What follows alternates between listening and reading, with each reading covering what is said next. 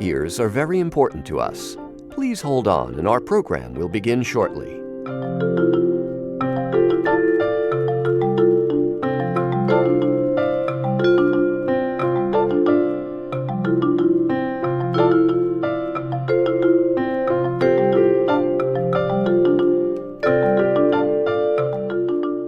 The Soundcheck podcast is coming up. Please continue to hold.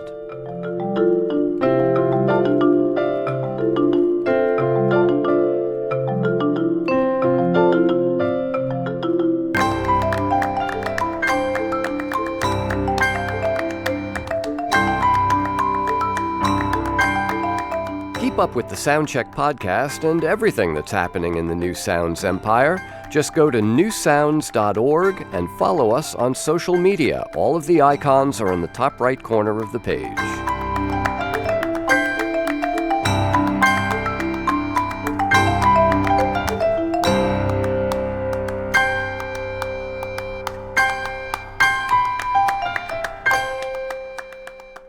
All of our other musicians are currently playing for other customers.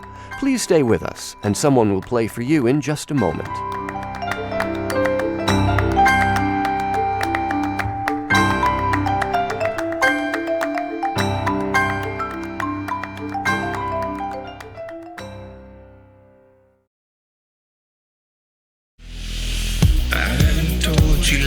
This year, would I send you flowers if my love was insincere?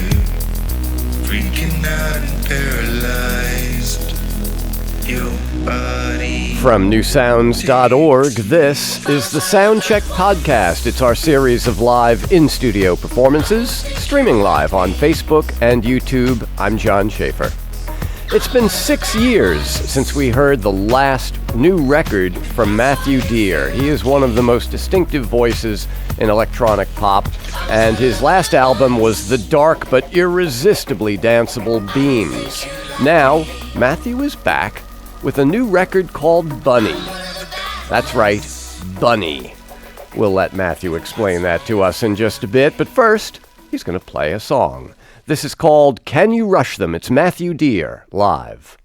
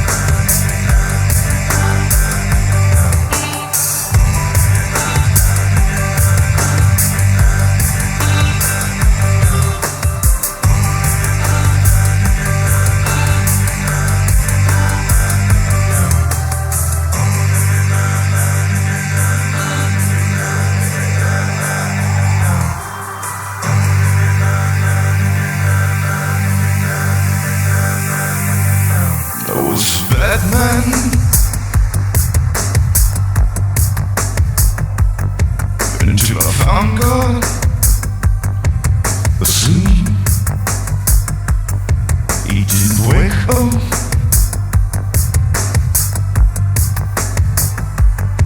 but no one ever does for me. And I walk lightly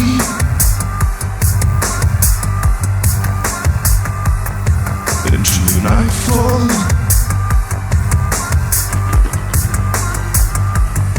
There was a big crash,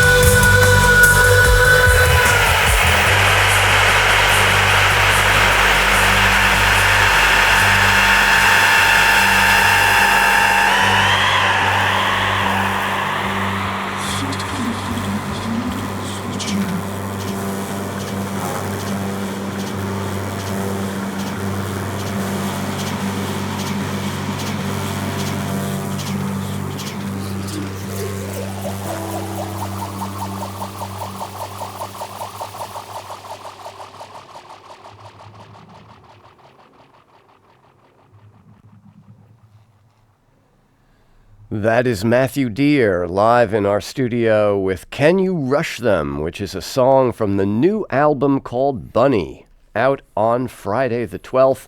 Brings Matthew Deere back to our studio. It's great to see you again. Hello. Thank you for having me. Yeah, so I want to talk about Bunny as a title. Where do we begin? Where can we start? But let me first ask you about that song because, you know, the line, we need to rush them. We need to take back the streets. In the current context, sounds like a song of resistance. You know what? It does. Do you have any further thoughts before I go? No. I really was just kind of throwing that out there, hoping to see. I'm not a resistor normally. I mean, of course, we all are at a certain point right now. But I never write protest songs. But it's one of those songs that I actually started, I think in like 2012. So the very beginnings of it came right around Beams, and it was when I was in Upstate. And I know I had the "Can You Rush Them" line early on, and the "nimin like that was the beginning. So something was kicking around that. Maybe I was foreshadowing a potential resistance on the horizon. But yeah, hey man, it fits. So yeah, I'm gonna run with it. Well, and and this is this is one of the great things about songwriting is a song can mean different things according to when you're hearing it. This is true. So Bunny is such a cute and friendly title, and anybody who knows your music knows better than to expect cute and friendly. Hey. I mean, not that it's without, there are streaks of humor. Let's think about the sadistic bunnies in our life. There's a few. Think about Bugs Bunny dressed in a women's clothing, kind of tricking Elmer Fudd. Yeah. There's moments where the bunny can be a bit he's a little tricky. Are you a fan of Nick Cave? I'll bet you are. I've never heard of him. Sorry. Of course, yeah. Nick Cave's a legend. Yeah. Do you know his novel, The Death of Bunny Munro? There you go. See, there's all these little things. Everybody, I haven't heard that one yet, but I do now that you tell me. I've heard of the novel. And the character Bunny is a pretty dark guy. That's what I'm saying. It's a weird word, and that's the gist of it. It's such a loaded word. I think for me at least. Yeah. I never had a pet bunny. My father-in-law reminded me the other day. He says, "Hey, why'd you call it Bunny?" And I said, "I don't know, really. I started to do this whole thing." And he said, "Well, I think I know." I'm like, "Oh, yeah?" He goes, "Remember Jessie? You always used to say Jessie was a good bunny." And that was my wife's bunny at the time. So there's been these moments. And when I had that image, I'm like, yes, that's part of it. Like, he was a bunny in my lexicon of bunnies that I pulled for this. But the weirdest thing that I'll say that I found out later that I told Sam over there from Ghostly. That's Sam Valenti with whom we founded Ghostly all those years ago. I mean, that's giving me way more credit than I deserve, but I've been there since day one, and he's a good friend. So I realized, I texted him, that all of my albums, except for the first one, Leave Luck to Heaven, followed by Backstroke, and then Asa Breed, and then Beams, Black City. There's bees, something about the bee, and then Bunny. And I realized that after I have a thing for bee. Okay. It's a fat elliptical ellipse of a word, I guess. Yeah. Well, it's been 6 years between Beams and Bunny. Yeah. Not that you haven't been busy during that time, procreating like a bunny, among other things. There you go. Yeah, bringing it all together, aren't you? No, it's true. Yeah, I've had 3 kids. Yeah. Is that what occasioned the move from upstate New York back to your old stomping grounds in Michigan? Yeah, I love where we were in upstate New York. We were in a little town called Berryville, and shout out to anybody that's listening that is still there. I made some really good friends out there in Sullivan County. But I always said if I was a writer, like if I was in the Nick Cave author phase of my career, that it would have been a great place to be. But being a traveling musician 2 hours from a good airport, it was just a little too out of the cut. So we moved back to Ann Arbor, where we started the label that you just talked about, University of Michigan, my alma mater, I guess. And you guess? Isn't there a diploma on the wall? I don't know where it is. It doesn't exist. But I've been told I graduated. Okay. Yeah. All right. Anthropology, cultural anthropology degree. Really? Yeah. The only thing you can do while you're a musician that doesn't fail you out of college, I guess. Well, that's actually, cultural anthropology must give you a pretty interesting take on, I mean, it must have supplied you with kind of interesting imagery and ideas over the years. I'm an observer. Yeah. Like most musicians are. Well, Black City is almost a kind of exercise in a fictional cultural anthropology, wasn't it? The more I listen to that record, it really does represent a time in my life here in New York, and it's strange how the music does that for me, because my lyrics can be very ambiguous and out of nowhere. Well, that's why Can We Rush Them? That's why those lyrics kind of struck me. There are granted, there are far more direct, acute narratives, I think, on this album, which is just me getting older and finally maybe trusting myself a bit more as a songwriter. And my legends are Townsend's Aunt, Guy Clark, John Prine.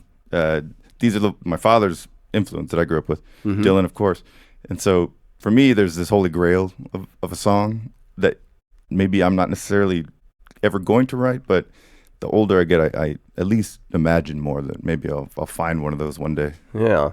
Now, when you're playing live, I mean, you've got this down to a science, the voice, the guitar, the processing, the beats, and all that kind of stuff. But watching you, play live sets, it almost seems like you're kind of recasting and remixing the songs, right there in front of us. Is that really what's happening? Yeah. Basically, I mean, the structure's there. Once people hear the album, they'll realize that the songs are always very much the same that I play live, but I either add a bit more or take away quite a bit that I can recreate with the guitar, for example, or my vocal effects. It's funny because I played with a band. I think I've been here with my band before, and right. In this day and age, it's a lot easier to travel by myself. And I love my guys. I love the guys that have played with me in the past, and I wish I could bring them all with me all the time, but 3 kids at home, just going out on the weekends. I really wanted to get my Jamie Lydell, Reggie Watts, all in one package thing. Yeah. And I'm still working on it, but it's a lot of fun when it all syncs, like you said, and you kind of remixing everything live. And yeah. So are you a weekend warrior now? Is that how you run out to a gig on the weekend? You know what? I am touring with MGMT, and they have a song called Weekend Warrior. So there you go. All right.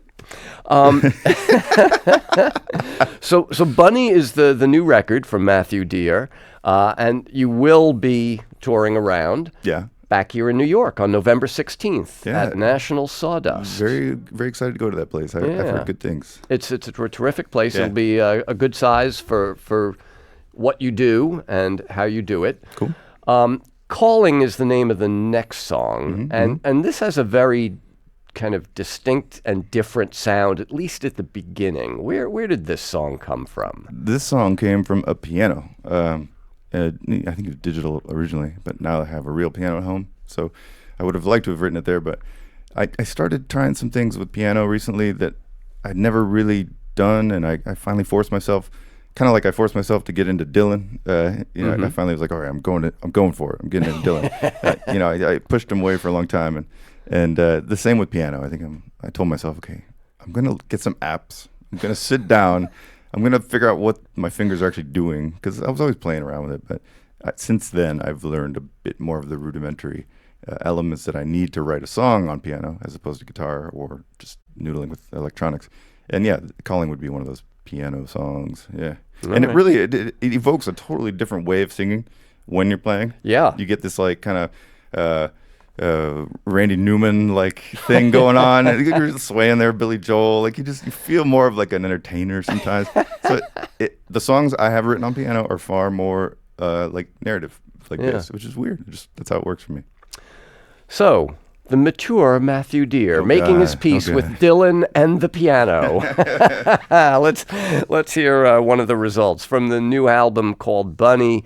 This is Matthew Dear and a song called Calling.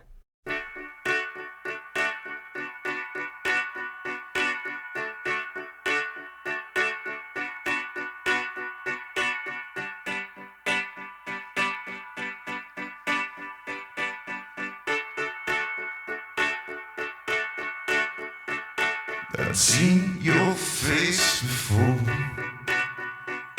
It arrived at my door. It was balling. falling. I wrapped you up inside my arms. I wanted you to feel warm. Snow was falling. It was falling. I never knew a thing unclean. I swore I'd never be obscene. And again for your love. And again for your love. You took me inside your heart and drafted up a brand new start for the calling.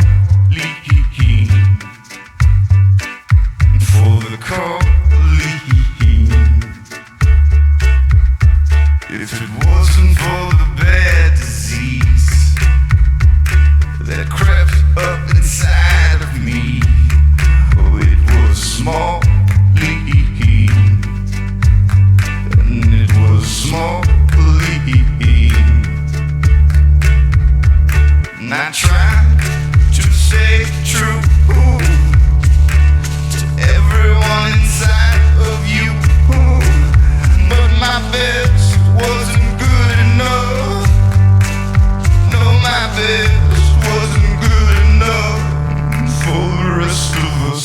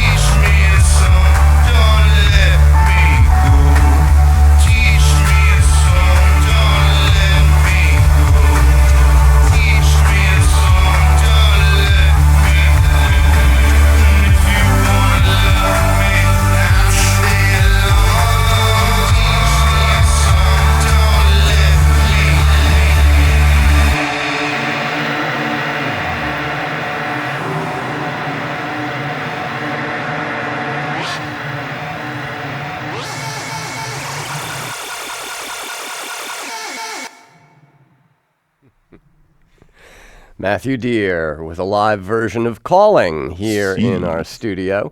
On the record, there's a more kind of pronounced country twang to the voice. I'm a Texas boy, man. Yeah, I was born and raised Kingsville, Texas. It kind of reminds me in a funny way of some of the early records by Brian Eno. Funny how?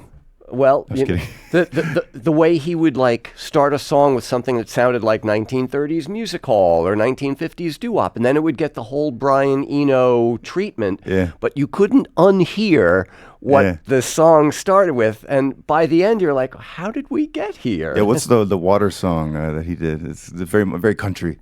It's one of those little hidden gems. But same thing, yeah. Yeah. I hear that completely with a song like that, yeah.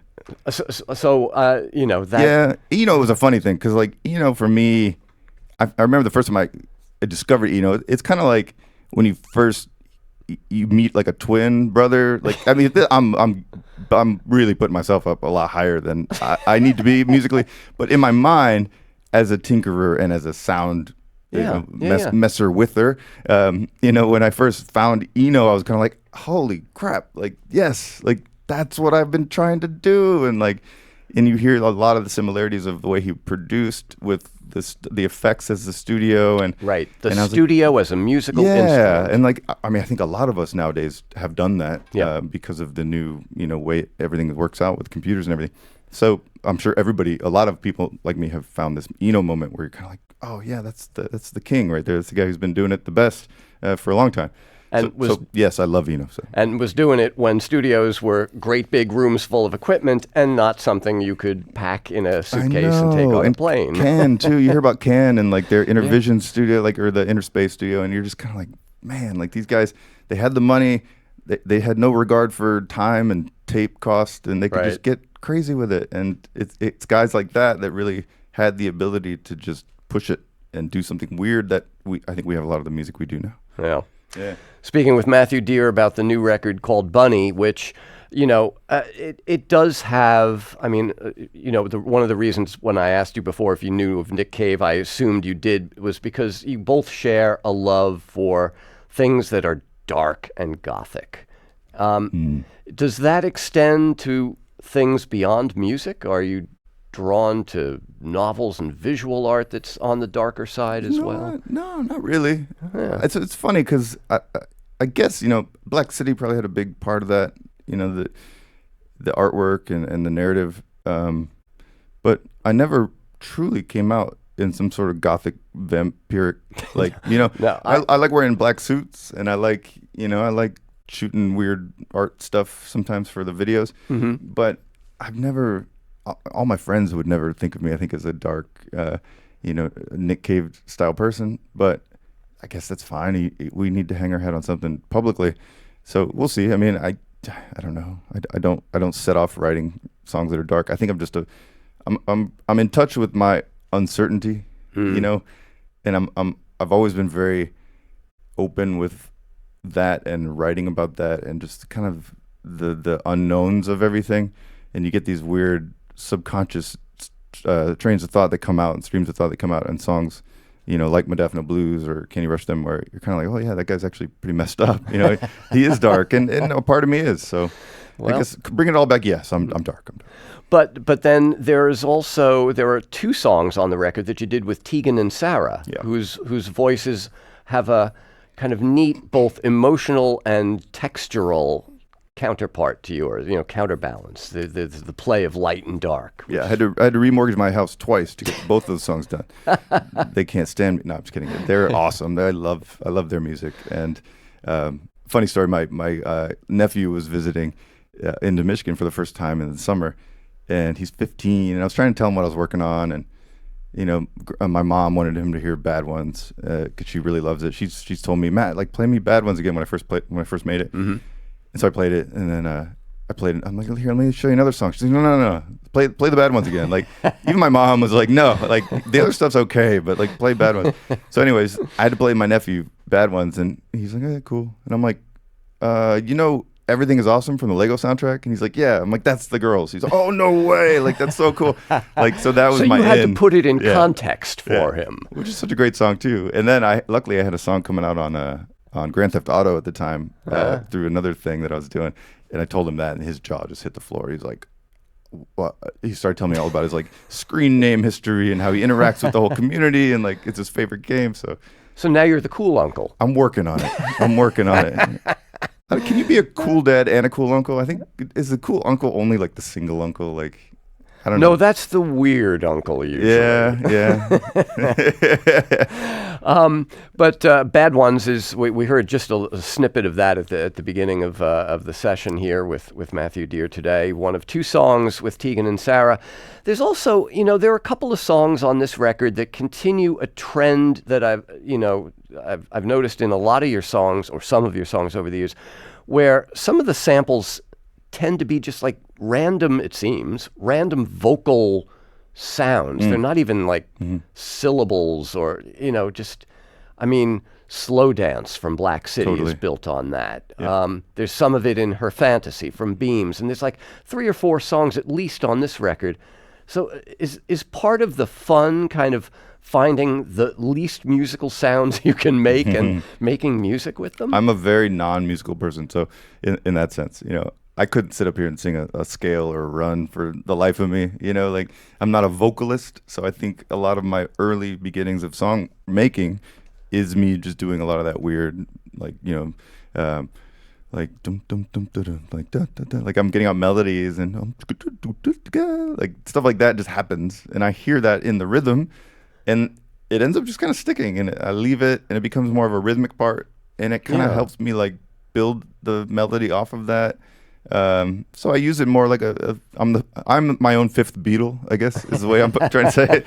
I'm just like this random noisemaker. I'm my own Bobby McFerrin, a Beatle. So yeah, it's just fun, and sometimes it doesn't work. Sometimes it sounds really corny, and I don't use those parts. Right. Yeah. So a lot of those tracks are kind of basic, almost demo things that have stuck. This is everything you hear is a demo, man. Like it's just, it's always a demo.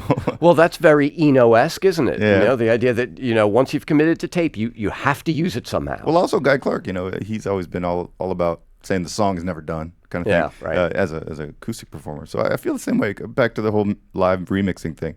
It's always fun. Like there's a song on the record called Duke of Dens, which is instrumental. Right. And I tried to do some vocals with it. I tried to have a vocalist, this guy Trolls Abrahamson, which amazing guy from Scandinavia, who's done some stuff with me before. He sent me some great vocals, but it just didn't work like for me. And so I left it instrumental. And when I play it live, I kind of do like the vocals. Like I just make up and I'm able to channel some of the melodies that I always heard. So in that way, it kind of keeps going from the studio to the stage. And then maybe one day I'll put out a vocal version. Same with Bunny's Dream. I've got like a whole verse that almost made it onto the record. Well, in Bunny's Dream, there were also sounds that sound like they are vocally Those are based. vocal chops. Yeah. Also, I've been listening to a lot. I love Jay Dilla and the Donuts record for me is. Oh my God, yeah. That's just like I just talked about recently in a media like print thing, and it's print. I know it's like I'm making the rounds, man. No, but it's like an encyclopedia of music making. Like you go to that record as a producer, and you can like you're trying to glean information. Like you're trying to see, well, he did that with this and this and that. It's just such an amazing like ride to like listen to that. And the song I did Before I Go with Ricardo Villalobos actually is the last song on the record was me really trying to put some of those vocal cuts and stuff in my head, and I know it doesn't come out the same way that he did it. It doesn't even touch it, it doesn't come close. But for me, it's the process, and it's learning how to do stuff like that keeps me interested. Well, and why would you want it to sound like Jay Dilla? Why not, man? I'll do another Tribe record. Yeah, but you're not him. I know. Although another Michigan native. Yeah. He did a track with Dabry for Ghostly, which is definitely a high water mark for us. So. Yeah. All right. Big love. So one of my favorite tracks on the record, Modafinil Blues, is one of the ones that you released in advance along with the bad ones. And so, we've lived with this song for a while. It's a great song. It's got a killer beat. And this is one of those smart drugs, right? This is one of the things that's supposed to like... Yeah, modafinil is the technical name, I think, for Provigil, armodafinil, Nuvigil. There's a whole slew of affinils, I guess. Uh-huh. There's internet. You can go to that. And right. There's a lot of internet on that. But yeah, the story goes that I've talked about is I came across them in Australia when I was touring for the weekend, because I'm crazy. I go to Australia and Japan for the weekend sometimes. And so when I'm there, I don't partake. I'm retired, as John Goodman once said. He's retired. Yeah. So it makes me feel better. So I need something more than Red Bull sometimes. Right. And I was really tired, and the promoter said, "Hey, I've got this thing called modafinil." I was like, "Oh, I've heard of that. I think I took one in college or something." So I tried it, and immediately jet lag was gone. I was like awake, and it's not an amphetamine-based smart drug. It deals with dopamine receptors and stuff. Yeah. So something about it was very magical. My VJ took it as well, and we both looked at each other like, "Are you feeling what I'm feeling?" That kind of thing. And it was just clear-headed. So I had this idea for a song based on that, knowing that. So the song itself isn't necessarily about the experience, but it's kind of a nod to, okay, you get the blues when you realize that a pill isn't going to solve all your problems. So it's not really like you took too much modafinil and I got the blues. It's just the idea of not having a cure-all. This stuff doesn't fix everything, and you can't just expect it to to be out there somewhere. So, But it does let you go to Australia for a weekend. I guess, yeah. All right. I haven't been back since, so we'll see. Let's hear another live performance from Matthew Deere. Modafinil Blues is the name of it. The album is called Bunny.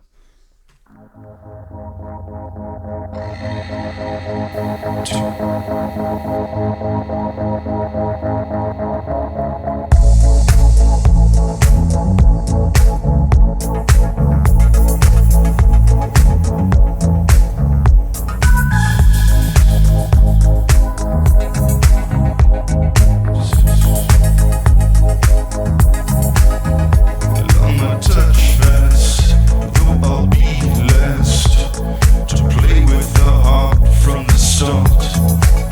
I'll be sad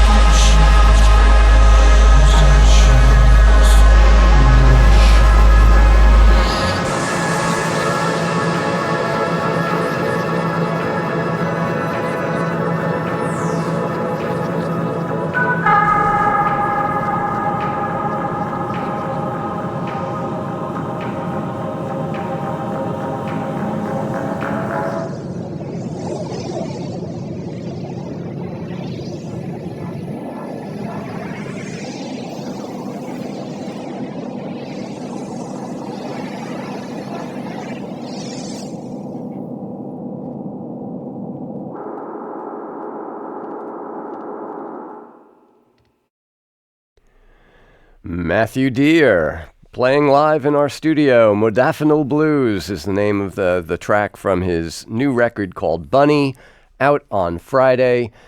Who gets the last word on this record? Oh, that's my daughter Asha and Senna before she could talk, and before my son Ocean was born. So, Ocean, if you ever hear this in the history of the internet, when it finally catches up to you, you weren't around. I would have put you on the record, but you weren't here yet. Speaking of the internet, the staff did some quick digging. Modafinil is a controlled substance now illegal to import into the United States. Absolutely, yeah. I do not condone doing it illegally without a prescription or anything. So I was just answering your questions, officer. Yeah. All right. So you're going to have to leave home for more than a weekend this fall, touring around. Right here in New York, in Brooklyn on November 16th at National Sawdust. Will this be kind of the setup we have here today, or pretty much? I mean, every time I go out, it's a little different. I've got tons of stuff laying around that my dog likes to sleep on in the studio. Seriously, I caught him sleeping on a whole bundle full of cables once. But this is a good version of what you'll see. You know, guitar, which I can't play for squat, effects on the vocals to hide what I do in the shower, and my music, which is my pride and joy, I guess. I make it all, so there. And the maracas just for show, or you occasionally pick them I'm up? supposed to play these. Yeah, I painted them. I brought them out. They're like just there for now. Matt, it's great to see you again. Congratulations on the new record. Thank Great you. to have you back. Thanks for having me. This is Soundcheck. I am moving, man. When I stop, I'm still moving, man. Look around.